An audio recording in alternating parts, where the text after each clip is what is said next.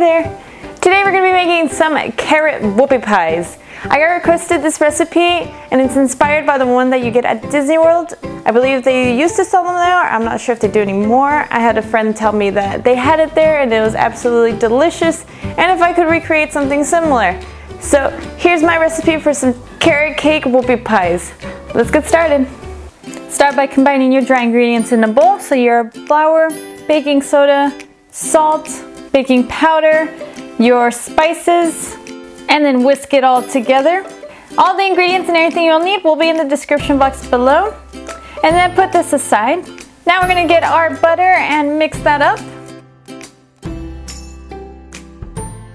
Add in your brown sugar, your granulated sugar, and combine that well.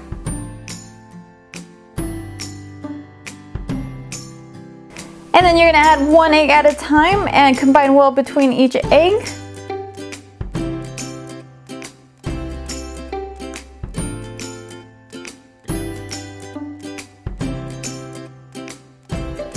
Keep mixing it all until it's well incorporated. And then with the spatula, just make sure you get your edges and your bottom and everything, combine it all well.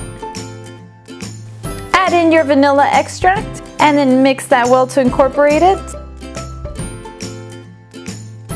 And then add your flour in half at a time. Mix that in well.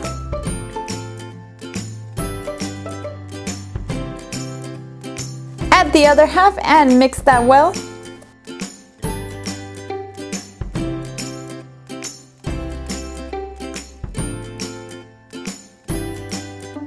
Remember to scrape the edges and everything down with a spatula. You're also going to need this to mix in your carrots.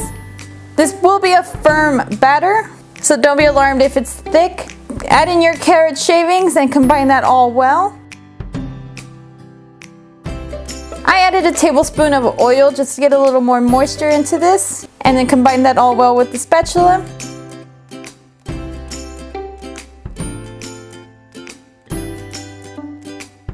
And then with an ice cream scoop, I scooped out my batter and I got this on a parchment sheet on a baking pan.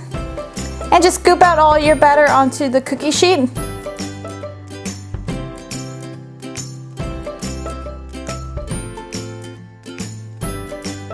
You can also preheat your oven to 350 degrees for this. And then after I scooped them all out, I patted them down a little bit. And these will bake for about 12 minutes. You can always check with a toothpick. And then I made some cream cheese frosting for this. I put in a piping bag with a circle tip. I will leave the recipe below. And once they're done baking and cooling, find equal sized cookies. Pipe in some of the filling and just do this with all your cookies so that you have all your sandwiches. And that's how easy it is to make these.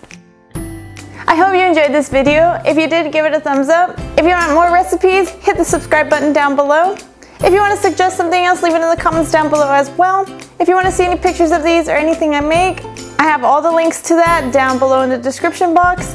And as always, the recipe and everything will be down there as well. So everything you always need will be in the description box. Until next time, stay sweet.